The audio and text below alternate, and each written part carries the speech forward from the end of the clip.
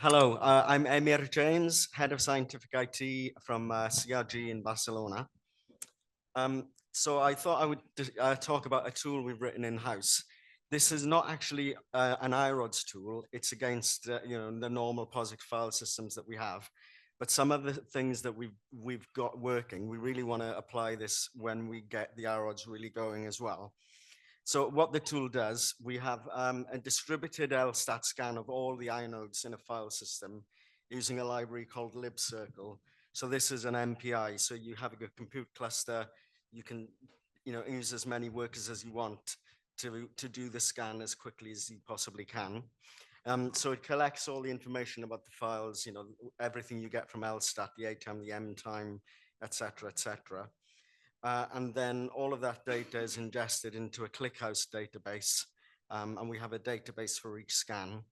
And we've found that ClickHouse is insanely fast. So, the key to it all is ClickHouse. So if anybody, wants to do a lot of data warehousing, really look into ClickHouse as an option. So this is a graph that we've got from a web app that we've written on top of the system. So this is all of the files that we have, laid out one by one with in order of when they were last accessed or modified. So if we go up to the 50% mark, we can see that 50% of the data has not been accessed or modified in at least 1.5 years. So, we have a lot of cold data. So this query across all the data, it takes about 20 seconds, and we've got 800 million files. So, that's a really fast aggregation. It's doing the aggregation on the fly.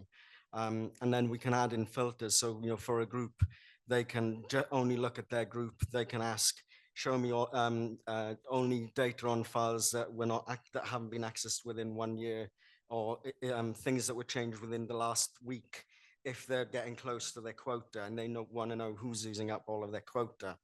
So, also because we've got the file path, we pull out the suffix.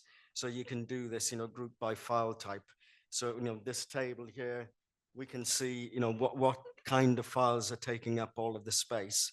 And, users may have generated, might have a pipeline that's generated a lot of data in somewhere. They didn't even know that the pipeline was doing it. So with these kinds of tools, this problem of dark data, where is the quota going? This tool really solves that problem and helps you know exactly what's going on. Okay, so that's the tool. And then finally, we're advertising a job soon for a research data management specialist in our team. This is our building on the beach in Barcelona. So this is not so much a really in-depth technical post. It's more of a kind of project management and evangelist type of person. So if you know of anybody that might be interested and has these skills, then pass this on. Okay, thanks. All right.